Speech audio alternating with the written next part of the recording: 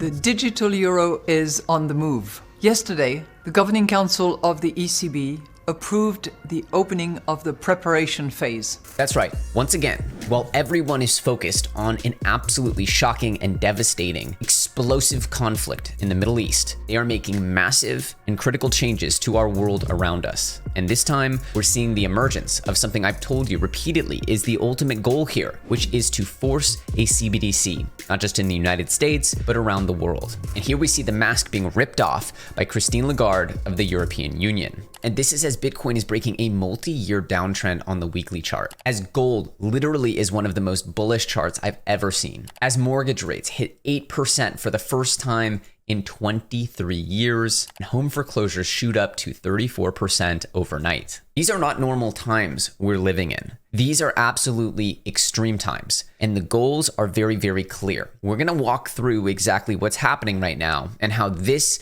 is Bitcoin's true moment to shine. What's happening around Bitcoin is a swell of tailwinds and circumstances that have absolutely never been the case. And quite frankly, this may be the only golden window that people have to get in on Bitcoin and crypto before it's too late. Because at a certain point, once Bitcoin and crypto reach a critical mass, close to $1 million per Bitcoin, it's going to be very much so too late for people to get in on this movement. I believe that those who are still here in crypto right now are setting themselves up for the most important change in the history of the economy that we've ever lived through, that anyone alive right now has ever lived through. Let's get into it. First of all, yes, this is my first day back on my computer since it was fixed. Shout out to the computer now working. I love you, computer. And that means that we can dive into some amazing stuff that's been going on all week. One of the major revelations here is that the language around the Bitcoin ETF has completely changed since the SEC refused to appeal their loss against Grayscale. Listen to this clip by Gary Gensler. It's totally different than what we've heard in the past. Listen to this.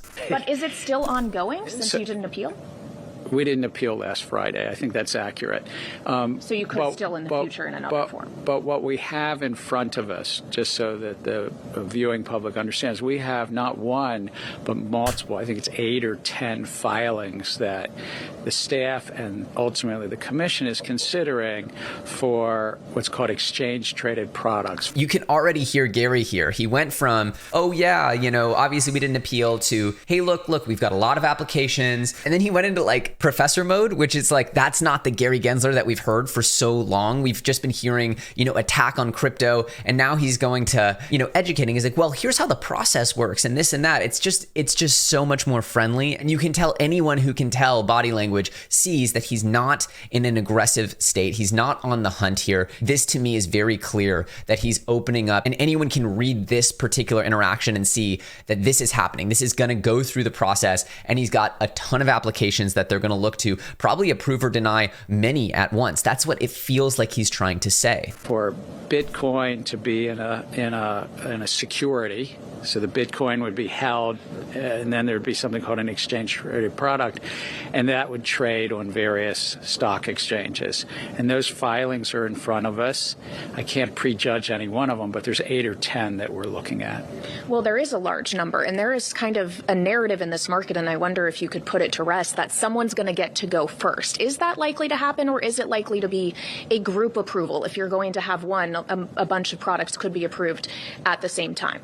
Again, I'm not going to prejudge. The staff's doing work on those multiple filings. Well, Gary, we don't want you to prejudge, but we do want you to eventually judge and approve some of them. You're not hearing fraud. You're not hearing manipulation. You're not hearing all of the things that the SEC has put as blockers in front of the Bitcoin ETF. What you're hearing is we have to evaluate each application. And that sounds to me, my friends, like 0 applications is not the answer. We know BlackRock's getting through, right? Larry Fink controls the entire economy pretty much at this point. But we also know that there's probably a slew of other ones, specifically GBTC, who've now officially kind of gotten the go-ahead from the courts. So Grayscale's probably going to be an ETF. They've got 600,000 Bitcoin already in their trust, which will become part of the ETF, giving them a massive lead. You've got BlackRock, Fidelity, Van Eck, Vanguard. There's a ton of these, right? And so we know that the biggest financial institutions in the world are about to start shilling Bitcoin. They want to win. They want to take the lead here because Bitcoin is the new digital gold. And we are entering in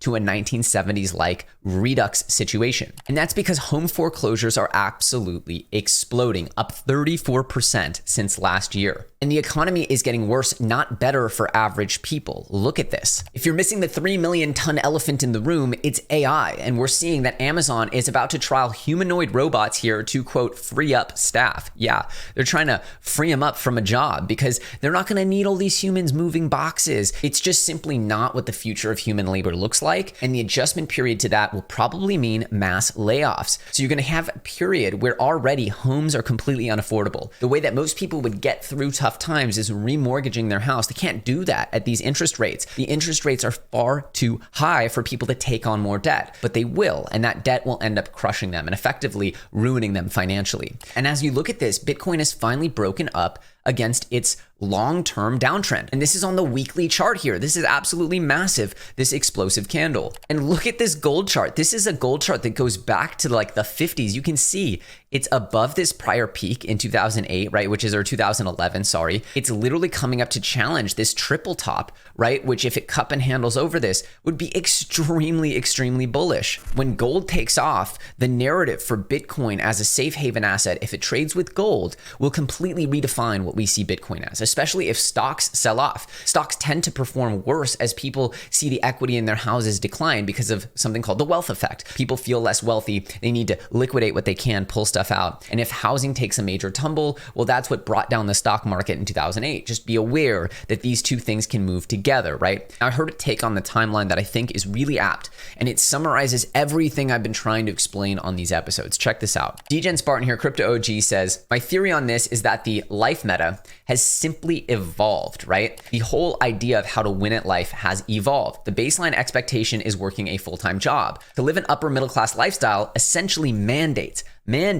that investing well is in addition to that, right? And this is in response to a tweet that says the main issue is because cost of living is too high. Gen Z and millennials will struggle to retire when our parents did. The average wage, most people are on course to work until they die. We did the math for you on this show a while ago. You cannot retire. Even if you're an elite earner, $250K a year, it's going to be extremely hard for you to buy a house. And if you need $3 to $5 million to retire, which is what it's projected to cost for our generation or Gen Z to retire, $3 to $5 million to retire comfortably, not in excess and luxury, but comfortably. The math just do not math because most people are paycheck to paycheck with the cost of living. How do you end up accumulating that wealth? The only way to do it is to invest and to multiply your wealth. That is how the whole money machine is designed. There are buckets of assets, stocks, real estate, commodities, and now cryptocurrency, and they accumulate wealth. They go up versus the dollar, whereas the dollar goes down infinitely. If you don't understand the money machine, you will forever be stuck in the rat race. And right now you need to understand that to have any sovereignty over your life, you must learn to invest. There is no option to take the risk-free path. That's not an option. That's a guaranteed L. Fam, that is a loss. The only guaranteed loss is not trying to win. Now, unfortunately, that puts the entire world, the entire population into a speculator class, into a gambler class of sorts, right? Sophisticated gambling, right? We have a different type of gambling we do here, but it is speculation. And that is the only way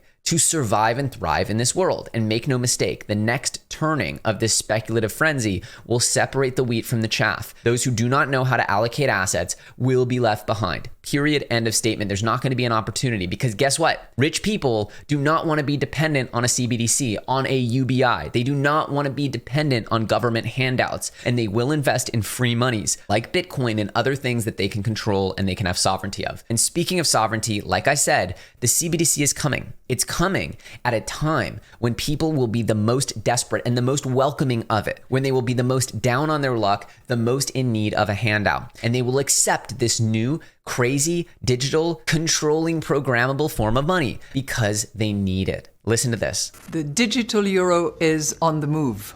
Yesterday, the Governing Council of the ECB approved the opening of the preparation phase. It will be a journey, and we will walk the journey together with the legislator. All European institutions will be involved to make sure that Europe is equipped with the currency of the future. Cash is here to stay. You will have all options, cash and digital cash. So what does it mean for you? For consumers, it would be free and easy to use everywhere in the euro area. All of that, of course, is subject to the legislative process. Cash or digital? The choice will be yours. Of course, you will have all options, cash or digital cash. But what happens if you're low on cash? What happens if you're down on your luck and you just simply don't have a lot of savings? Well, this new digital euro will be there. But do you think they're going to make it easy to convert back into cash? No. That, my friends, is a one-way door. And my belief is that they will look to make people as dependent on it as they can. And that is part of the system of control. We're already seeing it. Mass censorship. We're seeing a massive change based on the eruption of tensions in Europe and the Middle East. And meanwhile, they're slipping in massive changes to the way the Western world will work. And my friends, this is very clear. Wealthy people do not want to be controlled. The amount of appetite for things like Bitcoin and free money and cryptocurrency will skyrocket, in my opinion, the likes of which we've never seen. And you cannot get around the inflation problem. We saw a preview of this, a little warm up, a tester pump back in 2021. What happens when UBI becomes instituted nationwide and permanently? The inflation problem will know no end, and those with assets will disproportionately benefit. You simply must own the right assets to benefit from this. And I believe there will be no better asset than Bitcoin. And of course, with it comes the rest of cryptocurrency. Just check this out. As you can see on the Banter Bubbles here, shout out to Banter Bubbles. I really enjoy this site. Check them out. You have Bitcoin here, really nice. I just wanted to kiss 30K here, just really close.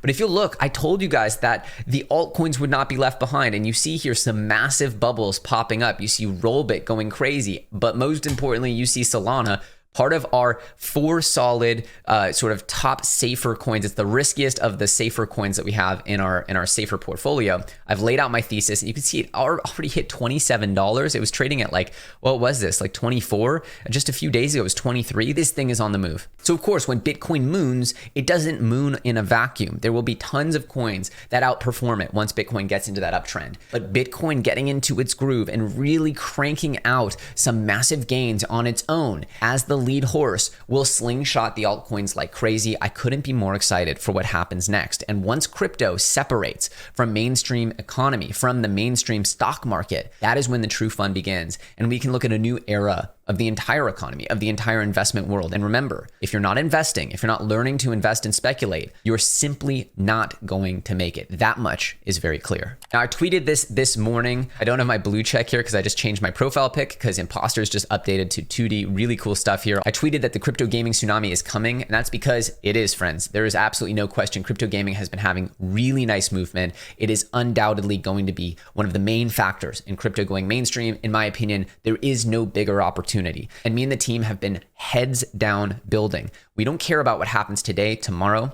The goal is to lead the crypto gaming revolution in every single way. And you guys have been hearing me talk about this since 2018. Since 2018, I've been on this. So whether it's in vogue and in fashion and hot and things are up only, or whether things are down only, I've been hard at work, heads down, and I'm very confident in the direction of this particular sector. It's the one thing that I've bet everything in my life on, and I will continue working tirelessly towards this because it is the one thing I'm sure of, that the tsunami is coming. And having thy bags packed for that tsunami is one of the most important things that I plan to do.